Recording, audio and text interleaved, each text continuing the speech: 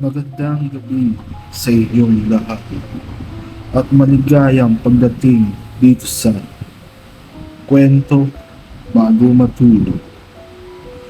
Kung kayo'y pagod na sa maghapong gawain, kung ang isip ninyo'y puno ng tanong at ang puso ninyo'y naghahanap ng katahimikan, humiga na kayo, ipikit ang mga mata at hayaan ninyong dalhin kayo ng kwentong ito sa isang panahong ang hiwaga ay buhay na buhay pa.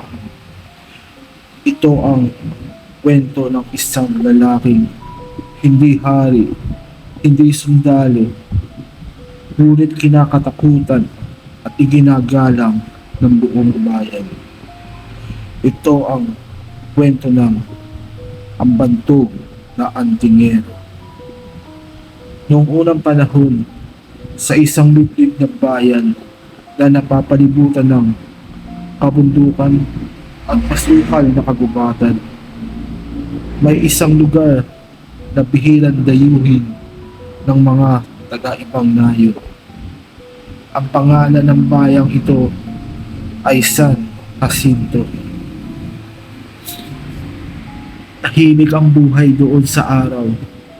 Maririnig ang tilaok ng mga manok, lagitik ng kahoy sa apoy, at tawanan ng mga batang naglalaro sa putikan.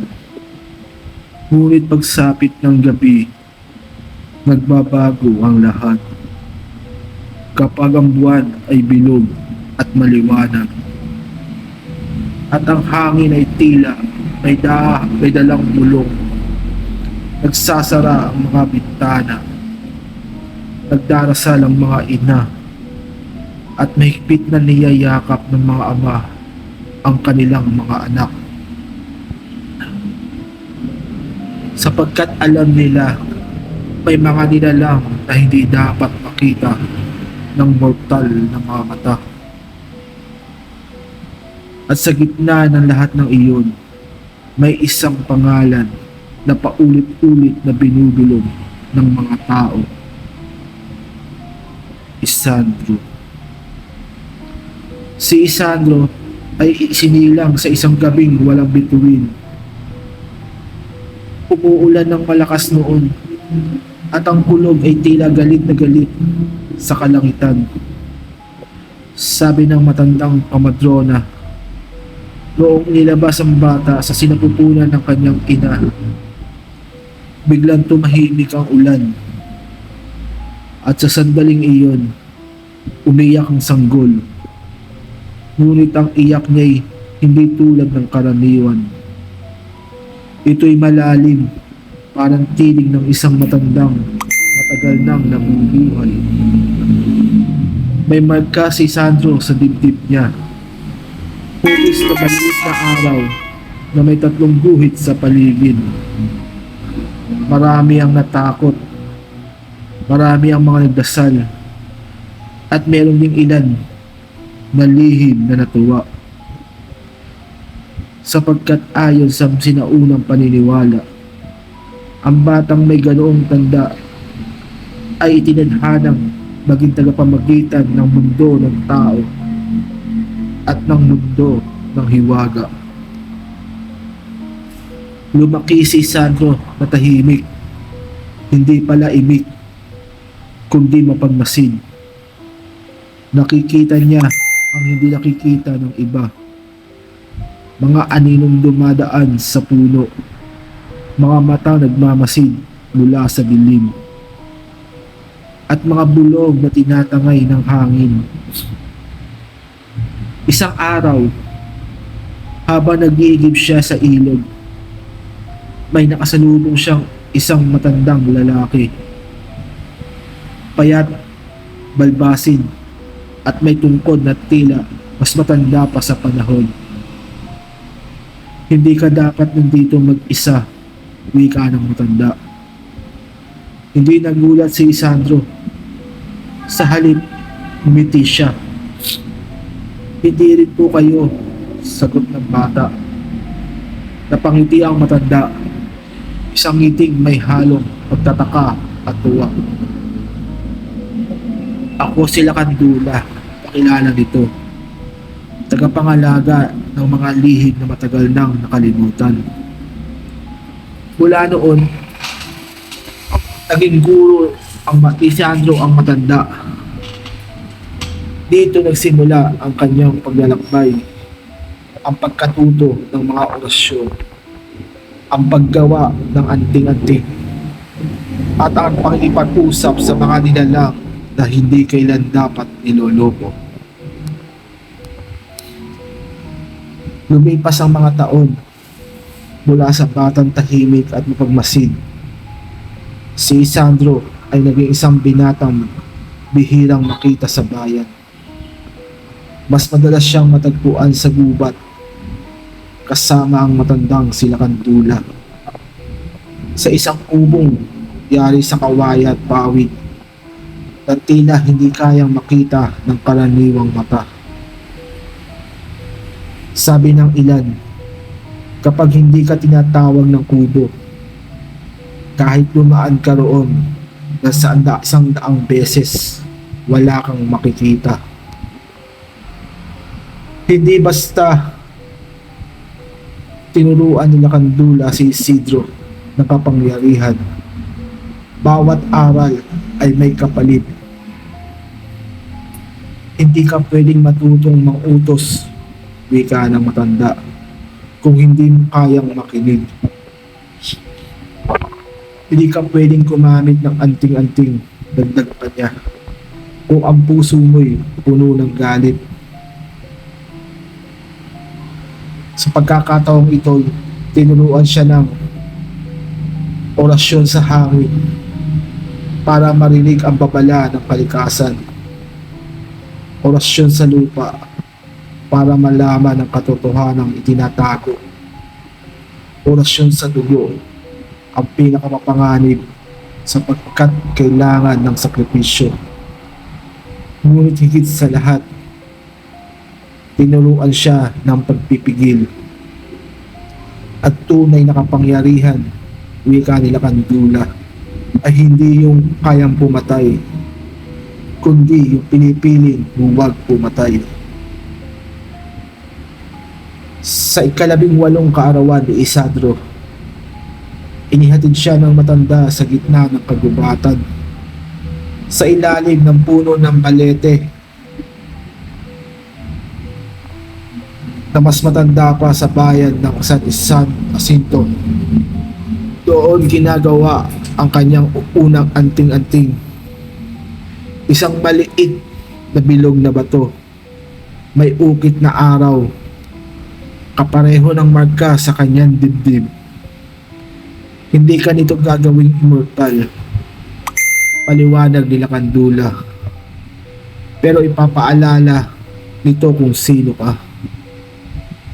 Nang maisabit ang anting-anting sa kanyang leeg, biglang humangin.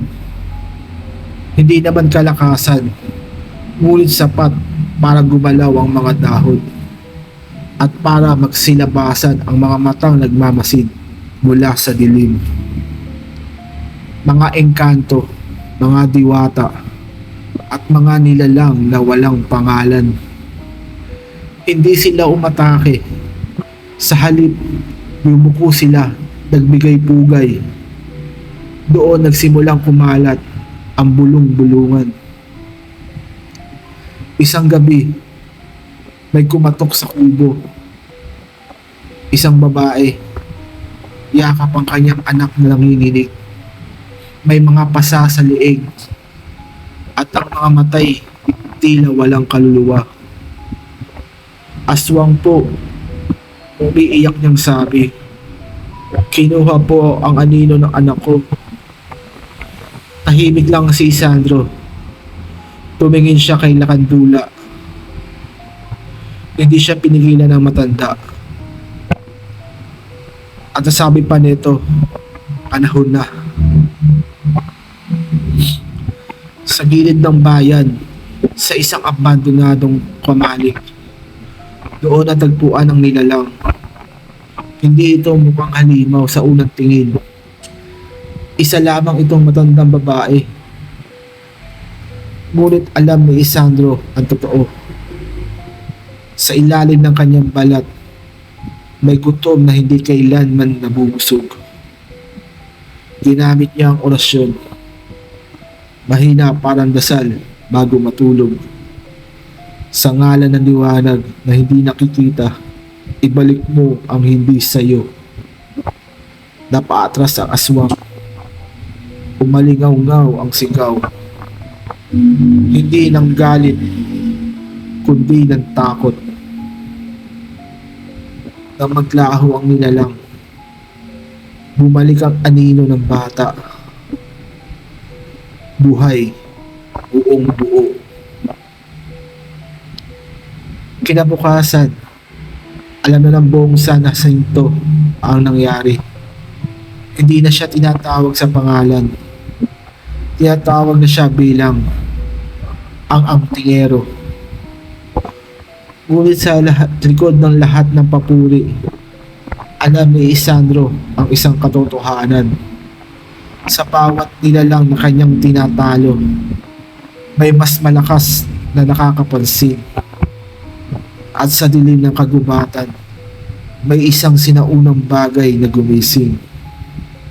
At binigkas ang kanyang pangalan, Isandro. Mula nang matalo ni Isandro ang unang aswang, hindi na siya nagkaroon ng mahimbing na tulog. Sa bawat pag-idlip niya, may panaginip na paulit-ulit bumabalik.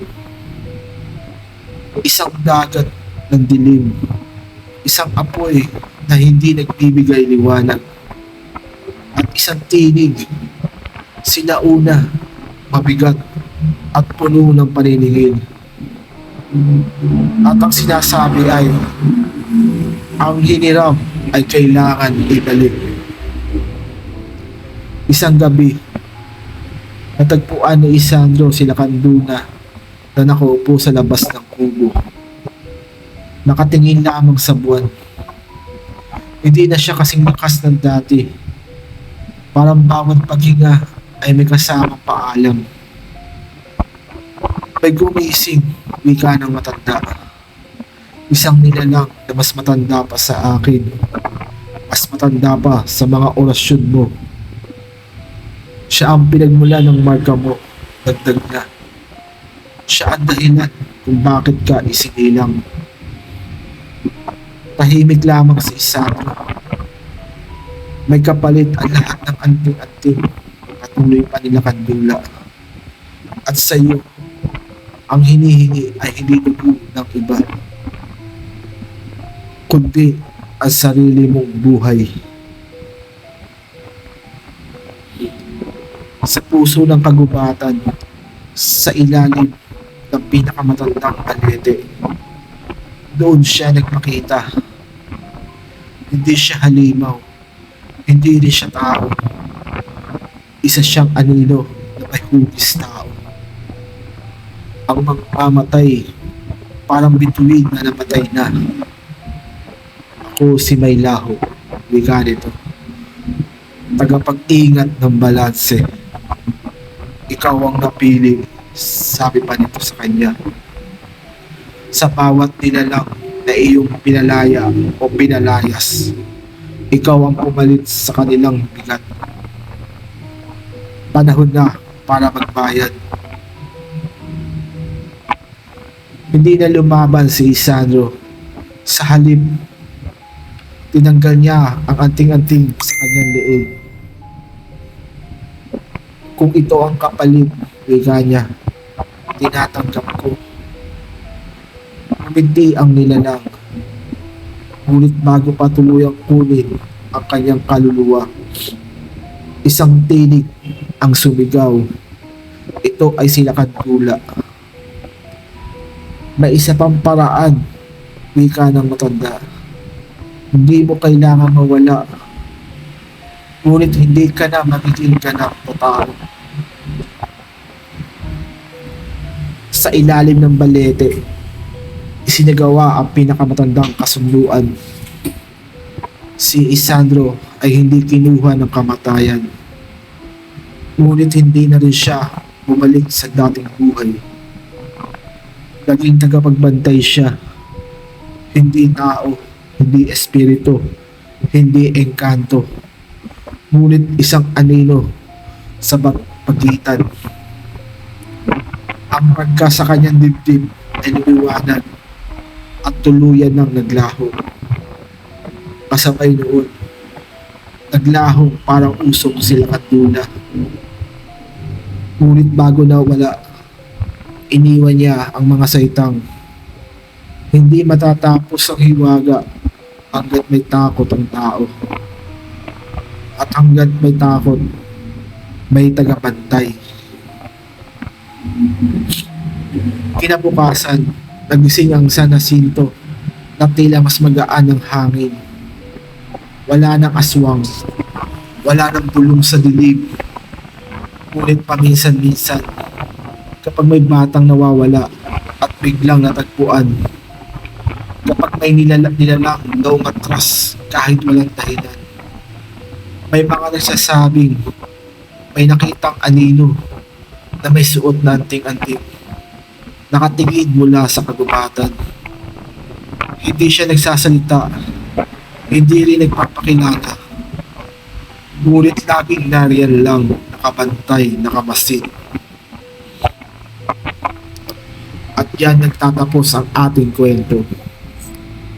Ang alamat ng isang lalaking piniling isakripisyo ang sarili para sa kapayapaan ng iba. Kung nagustuhan ninyo ang kwentong ito, huwag kalimutang magpahinga, huminga ng malalim, at hayaang manatili ang katahimikan ng gabi. Ito po ang kwento bago matulog, kung saan ang bawat alamat ay paalala na hindi lahat ng bayani ay naghahanap ng pagkilala. Magandang gabi at mahimbing na pagtulog.